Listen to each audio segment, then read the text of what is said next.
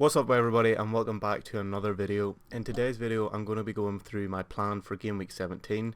Finally the World Cup is over and FPL has returned. The deadline is 11 o'clock on Boxing Day, so make sure you have your team set and ready. We're going to be going through a couple plans I have and just looking at my options going into game week 17 and the return of FPL. So without further ado, let's get into it. So as you can see on screen right now, this is how my game week 16 team turned out. Ended up with 41 points. Ward was actually the highest returner of the entire team, so that was a massive bonus. Unfortunately though, it was a red arrow down to 177k, so unfortunately the team has fallen off quite a bit leading into the World Cup. But now this is how the team looks at the minute before I've made my changes for game week 17. So the next team you're going to see is going to be my team for game week 17, barring any kind of real major changes. It's going to be kind of the base team that I'm almost certain on, apart from one or two positions that I'll talk about later. So as you can see on screen right now, this is my current game week 17 team that I'm planning to go for. So in nets we have Kepa, great fixture, Bournemouth at home, couldn't beat it. The only issue is whether he'll start or not, but I'm pretty certain if he is fit he will start, because Potter seems to value him as his number one goalkeeper over Mendy. And then also Kepa has Nottingham Forest as well, and then he has that double game week with City and Fulham and then Crystal Palace, so great fixtures as you can see. Then in the defensive line we're going for a 3-back, so we have Trippier, James and Cancelo. Pretty standard defensive line. James is probably the only one that's maybe a bit out there, but he's fully fit, he's back training with the first team, so there's no reason to not have him in your team. I also was not sure about having Cancelo in the team, because he takes up so much funds, and I could have covered the City defensive line with somebody like Ederson or Ake or Stones, but the thing with Cancelo is his attacking threat is so high, and usually City have a good defensive line, so I just think he's one of those players that you just have to have in your team, and I'd be scared to go without him. So moving into the midfield, we have Rashford, De Bruyne, Martinelli and Almiron. Now the only real kind of surprises in there is that I do have Rashford in, but if you have seen the football this past week, you will have seen the goal Rashford scored in the League Cup. Incredible solo goal. Man United's fixtures are amazing. Nottingham Forest, Wolves and Bournemouth, I mean they're three of the best fixtures you could ask for in the league. I think you'd be stupid to go without a Man United attacker, because the fixtures are just so good. Rashford is only 6.7 million, so he's a perfect option. I also have seen a lot of people going for Fernandes. Personally, I'm not interested in going for Fernandes. I think he's too much money for what he offers. I think you're far better saving something like 2.3 million and going for Rashford. Then we have De Bruyne, who's just a staple always in my team from now on. I mean, you could go for Foden, but I'm just not sure about Foden's minutes. That would be my only concern with Foden. De Bruyne just seems to be constantly starting. Pep loves to have him and loves to play him, so he's a safe bet for minutes. Then obviously we have Martinelli, who has been in my team since the very start. He's not going anywhere. And then for the fourth midfielder I have playing at the minute is Almiron. Now obviously he was in great form before the World Cup, so it's a bit of a risk to see if he will continue that form after the World Cup, or if his expected goals will actually catch up with him. But hopefully for 5.8 million he is going to be a good pick. I assume a lot of teams are going to have him, so he may not be as differential as he was before the World Cup, but I think he's a great option to have for that fourth midfielder slot. Then in the attacking line we have Darwin Núñez, Haaland and Mitrovic. Darwin is the only kind of surprise there. Darwin is a player that's very hit or miss. When he's on form he's amazing, but he's not always on form. I mean, especially last night, Man City played Liverpool and he had some amazing chances that he just completely squandered, which is not a good sign if you're an FPL owner of Darwin. But I think with those fixtures, like we have Aston Villa, Leicester, Brentford and Brighton, I just think he could be so key in a lot of teams to bringing up ranks, because I don't think he's going to be overly high owned coming back from the World Cup, but if he does get a return in that Aston Villa or Leicester game, he'll definitely become a lot more owned. Then obviously we have Haaland. I mean, Haaland is just not going anywhere. He's my captain and that's it. There's no other decision, no other stuff to talk about with Haaland. And then the third striker we have Mitrovic, who has just been a consistent hero for this team, consistently scoring, consistently getting returns. Some good fixtures. Crystal Palace away, not the easiest fixture, but you know, it's a pretty good fixture. Then Southampton, and then he has double game week with Leicester and Chelsea, and then he has Newcastle. So I mean, overall, fixtures aren't too bad. You know, the thing is, we have Darwin and Haaland to get returns in that team, and then whatever Mitrovic gets is a bonus. And then on the bench, we have Danny Ward, Dalot, White, and Andreas. Now, I couldn't be happier with my bench, to be fair. Ward is just a staple in my team now. He's an absolute hero, so he's not going anywhere. And then Dalot obviously got that United defence. Very good fixtures. I'm weighing up whether I should play Dalot over Almiron for this game week, because Man United have Nottingham Forest at home, so you'd expect a clean sheet there. I think it's important to have a United defender in your team, whether that's Shaw or Dalot. I just prefer Dalot personally.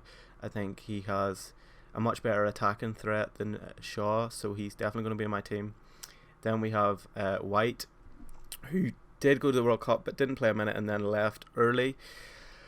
But Arsenal's form before the World Cup has been incredibly good, so I assume they will continue this form. They have West Ham at home when they return from the World Cup, so that is a good fixture, although I won't be playing White in that fixture. But then they have Brighton, Newcastle and Tottenham, so they don't have the best fixtures, but White is more in there as a kind of rotational player, so when Arsenal do have good fixtures, he will come in for my team. And then the last player we have is Andreas, who I haven't actually owned so far in FPL, but I think for what you get, 4.6 million, you know, you can't really go wrong. He has Crystal Palace, Southampton, then the double game week, and then Newcastle.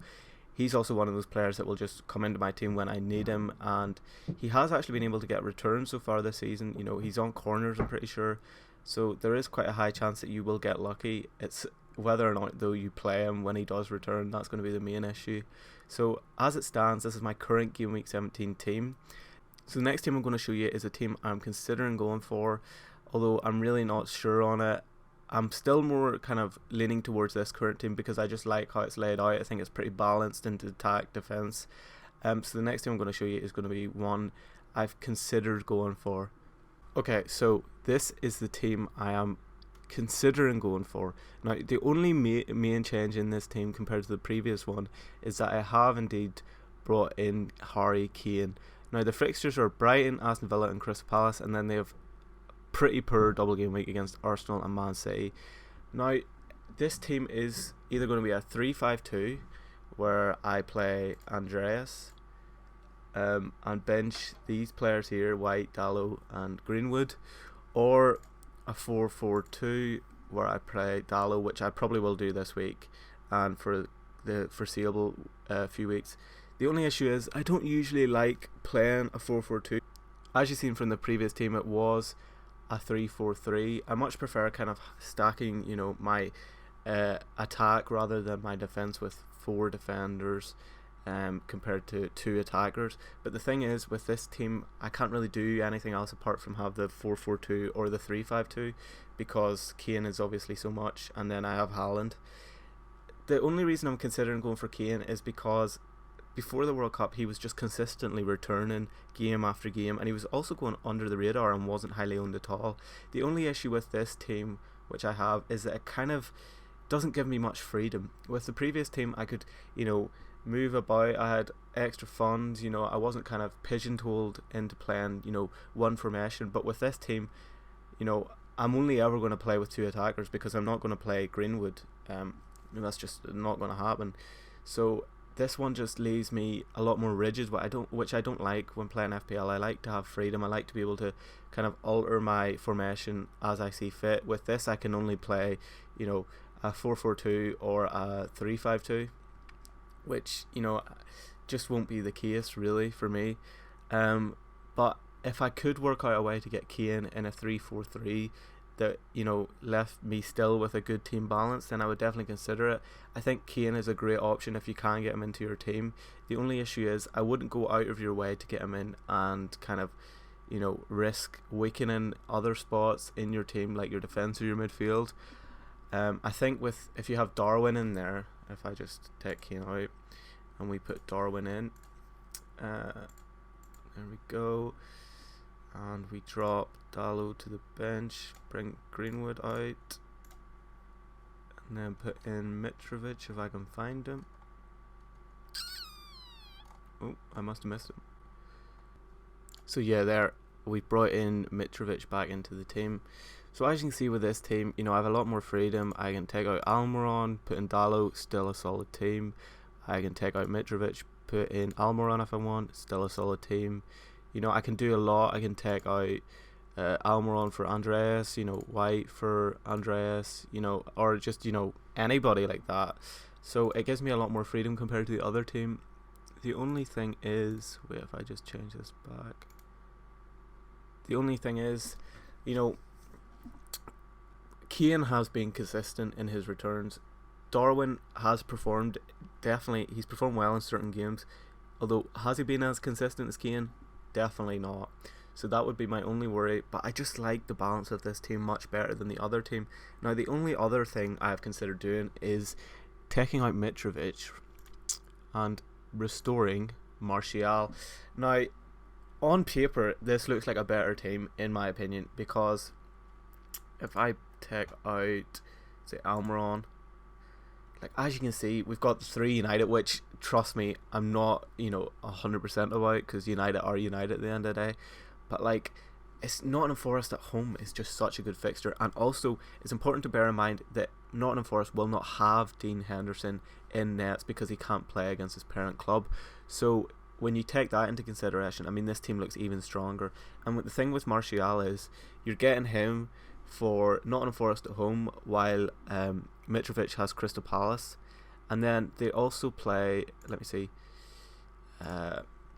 So they play Wolves away and then Bournemouth at home, whereas Fulham play Southampton at home and then Leicester away and then Chelsea and then Newcastle.